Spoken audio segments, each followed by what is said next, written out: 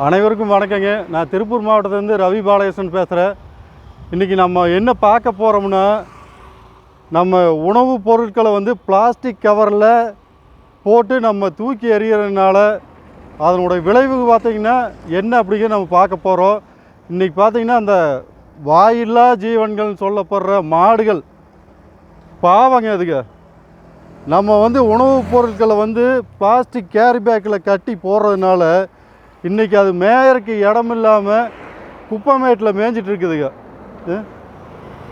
இந்த குப்பைமேட்டில் உணவுன்னு சொல்லி நம்ம தூக்கி எறிகிற உணவுப் பொருள்களை சாப்பிட்டா அது கூட சேர்த்து இந்த மாதிரி பிளாஸ்டிக் கழிவுகளும் அதனுடைய வயிற்றுக்குள்ளே போய் அதனுடைய உயிருக்கே ரொம்ப கேடாக அமையுது.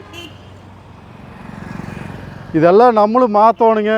மக்கும் குப்பையை தனியாக போடணும், மக்காத குப்பையை தனியாக போடணும். அதாவது நீங்களே பண்ணலாம்.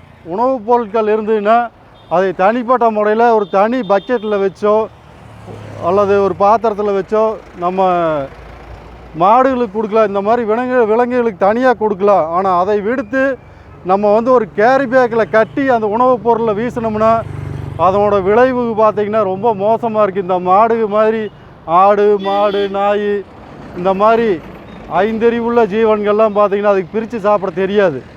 அதனால் என்ன பண்ணிங்கன்னா அது அப்படியே மொத்தமாக முழுங்குறக்கு ஆரம்பிக்கு. அதனால் அதோட வயிற்றில் போய் பாலித்தீனெல்லாம் சேர்றக்கு ஆரம்பிக்கு. தயவு செஞ்சு எல்லா மக்களுமே பார்த்திங்கன்னா மக்கும் பொருளுமே மக்காத பொருளையுமே தனித்தனியாக பிரித்து கொடுங்க. இப்போது அந்த நாய் பாருங்கள், அந்த பிளாஸ்டிக் கவரில் இருக்கிற உணவை சாப்பிட்றதுக்கு முயற்சி பண்ணுது. அது முடிஞ்சால் பிரிக்க முடியலன்னா அப்படியே வந்து பிளாஸ்டிக் கவரை சாப்பிட்றது. அதனால் தயவு செஞ்சு எல்லோரும் பிரித்து கொடுக்குறக்கு முயற்சி பண்ணுங்க. நாட்டுக்கும் வீட்டுக்கும் நல்லா செய்கிறதுக்கு முயற்சி பண்ணுங்க. பாய்.